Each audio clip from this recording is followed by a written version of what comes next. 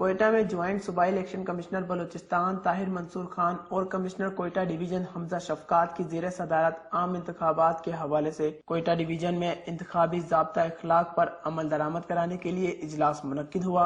اجلاس میں تمام ڈسٹرکٹ ریٹرننگ افسران اور ڈسٹرکٹ مانیٹرنگ افسران کے علاوہ دیگر متعلقہ افسران بھی موجود تھے۔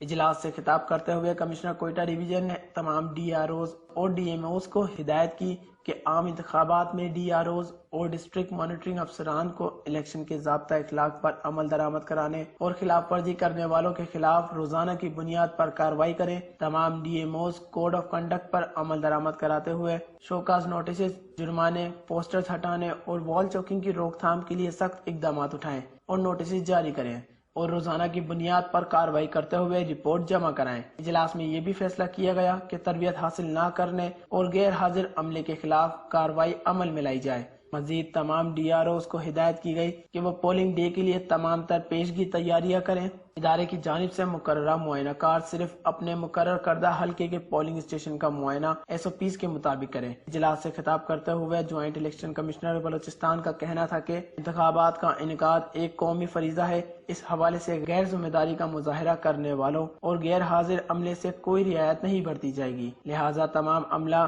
ذمہ داری کا احساس کرتے ہوئے انتخابات کے تمام مراحل احسن طریقے سے سر انجام دیں۔ ان کا مزید کہنا تھا کہ عام انتخابات کے حوالے سے تمام تر ٹرانسفر پوسٹنگ پر پابندی ہے، جبکہ عملے کی چھٹیاں بھی منسوخ کی گئی ہیں۔ Wash news, Quetta.